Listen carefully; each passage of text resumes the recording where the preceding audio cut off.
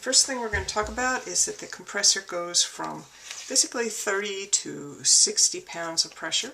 That means that when it's all charged up, it's at 60 pounds of pressure. When it drains out, it goes to 30. Below 30, it comes on again.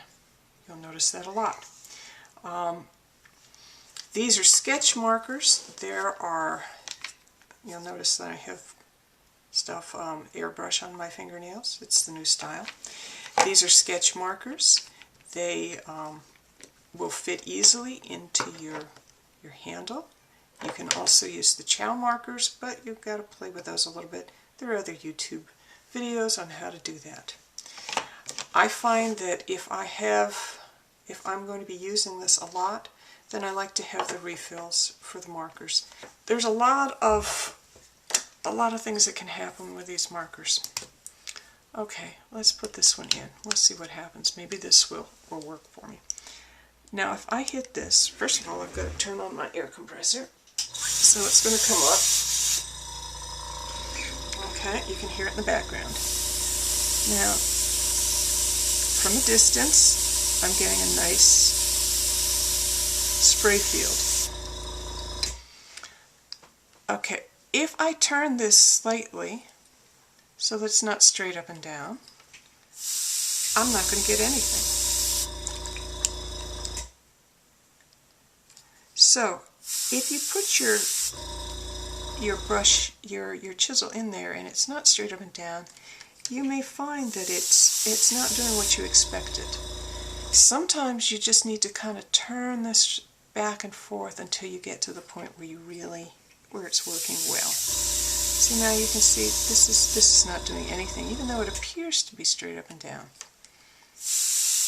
That's a little better.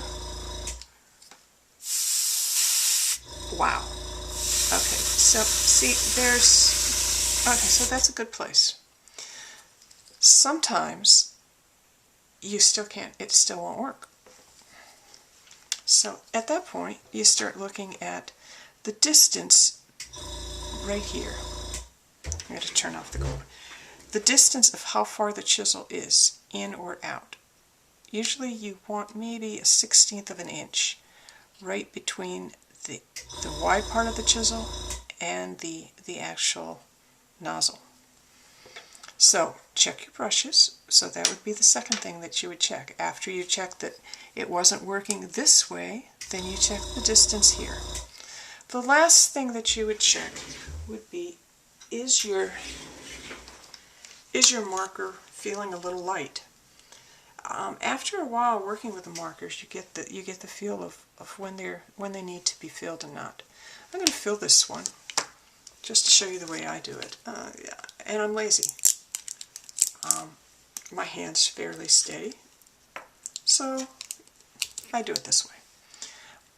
Okay, notice I took both ends off, and the only thing I do is I just drop it on the end of the chisel. I usually count the drops.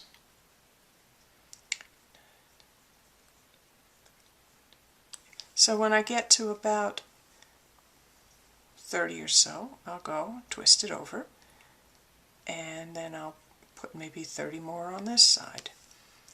Then I'll keep rotating it back and forth until sometime somewhere up around 100, 120, somewhere around there. Then I'll kind of figure, it's got enough on there. Put this back on again like this. Okay, this little guy is actually pretty handy. It may not be something that you immediately go out and buy, but I think I have to recommend it because sometimes the little chisel points are not, you just don't want to grab them with your fingers.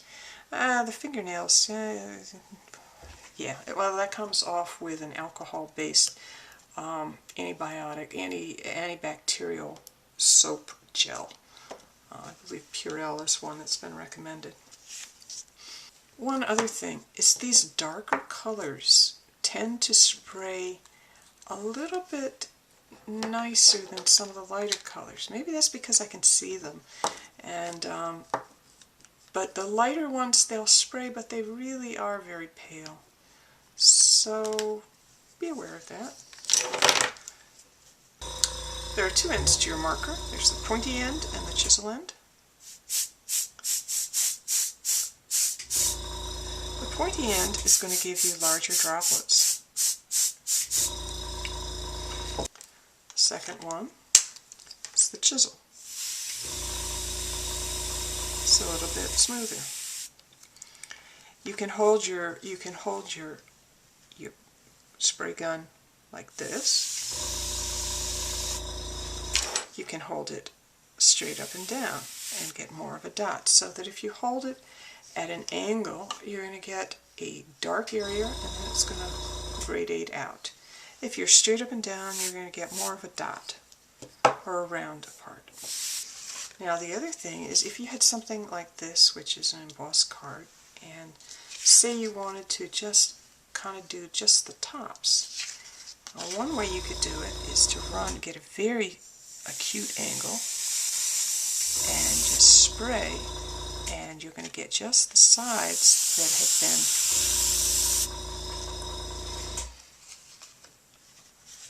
you'll get just the sides of the the embossing.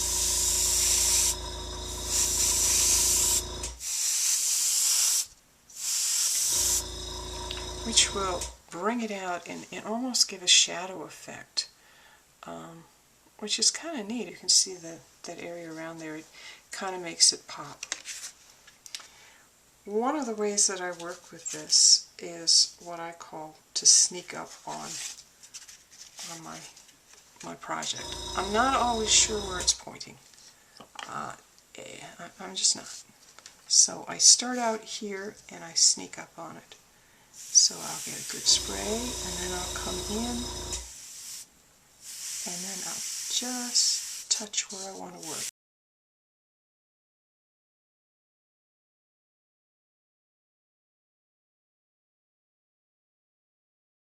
So, there you go. It's dark on the outside, and it's a little bit of a gradation on the inside. A mask might look something like this, where you have curved edges that you would mask your work with, and straight edges. These are not my design. These come from this book here. There you go. Now you can kind of read who it's by. And there appears to be a very scientific way of doing this. I basically cut them out on my machine, and then I have some nice curves that when I need that particular curve to mask out, I've got another way to mask out something is if you have a sticky note with a sticky on one side, and you can then lay it down, you get a nice sharp contact. If the mask does not lay down and make good contact with your paper, then you may get a little bit of a shadow underneath there. It won't be a sharp line, it will be a little fuzzy. Now, this is a paper stencil.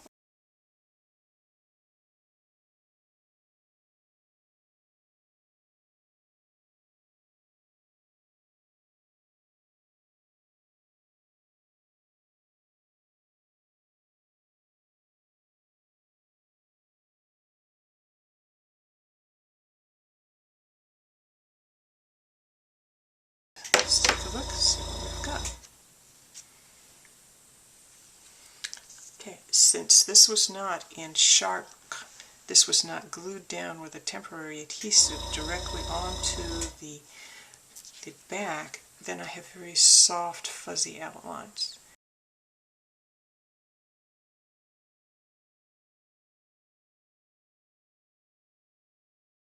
And you have these two pieces, the mask and the actual. So, we've refilled our markers. We've used sketch markers. We've used this. Oh, actually, I didn't show you.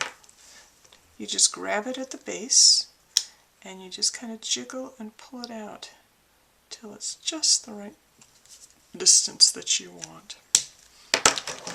So, if your marker does not work, First thing you're going to do is you're going to check to see whether the angle that you have your marker in is correct. You're going to try it at different angles. If that does not work, then you're going to gently pull out the nib. Then you're going to try it at different angles again. If it still doesn't work, then you're going to take your refill and you're going to fill your marker up a little bit more, and then you'll go through the steps again. Store the markers flat, or if you store them upright, then be aware that that might affect how well it sprays. That's not per given, but it certainly feels that way sometimes. The darker markers are going to spray a little bit better maybe than some of the lighter ones. So I hope maybe I've given you one hint of something that you can try to maybe get some of the frustration out, because sometimes these markers can be they don't act. Each one is different. Each one has a different character. And so they're a little persnickety sometimes. This is just Lori from paperthreads.com. I hope you enjoyed this video.